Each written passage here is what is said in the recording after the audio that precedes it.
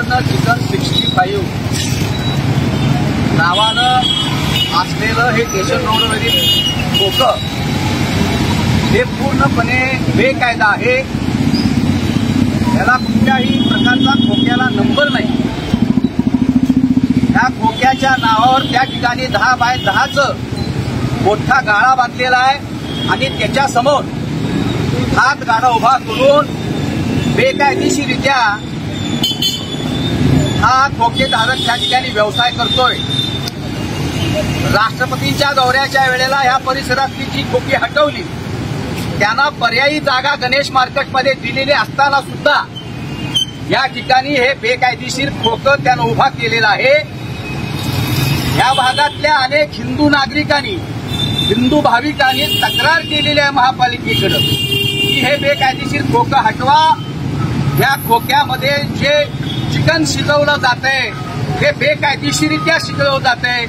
आमचं हिंदूंचं या ठिकाणी विठ्ठलाचं मंदिर आहे म्हणून वारकऱ्यांनी या ठिकाणी तक्रार केली होती। त्याच्या शेजारी असलेल्या अनेक खोकीधारकांनी तक्रार केल्यानंतर या खोकीधारकानं हातामध्ये सत्तूर घेऊन अतिक्रमण पथकासमोर त्या दिलीप ठाटबार नावाच्या या माझ्या हिंदू बांधवाला कानफाडात लावली आणि त्याच्यावर दहशत माजवली सत्तूर दाखवून। त्या खोकेदाराला हिंदू एकता आंदोलनाच्या वतीनं इशारा देण्यासाठी आलोय। या भागातल्या एका तरी हिंदूला किंवा इथल्या एका तरी बांधवाला आमच्या जर त्या ठिकाणी सत्तूर दाखवायचा प्रयत्न केला तर तुझा हात खुब्यातनं काढून तुझ्या दुसऱ्या डाव्या हातामध्ये दिला जाईल हा इशारा देण्यासाठी या ठिकाणी हे आंदोलन उभा केलेलं आहे। महापालिकेचं अतिक्रमण पथक पैसे खाऊन हप्ते खाऊन या ठिकाणी हा धंदा करायला परवानगी देत आहे। महापालिकेकडे जाऊन हिंदू एकता आंदोलनानं सर्व बेकायदेशीर असलेली कागदपत्र सादर केल्यानंतर सुद्धा या ठिकाणी कारवाई केलेली नाही। आज सकाळी आम्ही इथं आंदोलन करणार म्हटल्यानंतर या खोक्याच्या समोर रस्त्याला वाहतुकीला अडथळा आणणारा तो हातगाडा पोलिसांनी जप्त करून नेलेला आहे। आता तुम्ही कारवाई करता।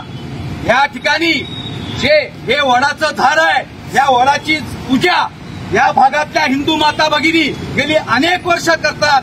त्याचा कट्टा फोडायचं काम केलेलं आहे। कट्टा फोडून त्या ठिकाणी बेकायदेशीररित्या हे खोकं बसवलेलं आहे। 21 तारखेला वट्ट सावित्रीची पौर्णिमा आहे त्या दिवशी त्यापूर्वी हे खोकं हटवलं पाहिजे हे सांगण्यासाठी चाललोय। आमच्या या भागातल्या माता भगिनी या वडाच्या झाडाची पूजा करतायत म्हणून या गोष्टीची जर दखल घेतली नाही तर हिंदू एकता आंदोलनाचं पुढचं आंदोलन असेल। महापालिकेच्या अतिक्रमण पथकाचा जो विभाग आहे त्या विभागाच्या प्रमुखाच्या केबिन समोर आम्ही नोटाचं बंडल घेऊन जाणार। हप्ते घ्या पण आम्हाला खोकी चालू करायला परवानगी द्या। हे आंदोलन व्हायचं नसेल तर ज्या पद्धतीनं पहिल्यांदा तुम्ही हातगाडा काढलाय तशा पद्धतीनं हे खोकं ताबडतोब तिथून हटवून आमच्या हिंदूंच्या भावना दुखवणारा हे खोकं ताबडतोब हटवा। अन्यथा जर कायदा सुव्यवस्थेचा प्रश्न निर्माण झाला तर ह्याला महापालिका प्रशासन जबाबदार राहील असा इशारा या ठिकाणी मी आपल्याला देतो। जय हिंद, जय महाराष्ट्र।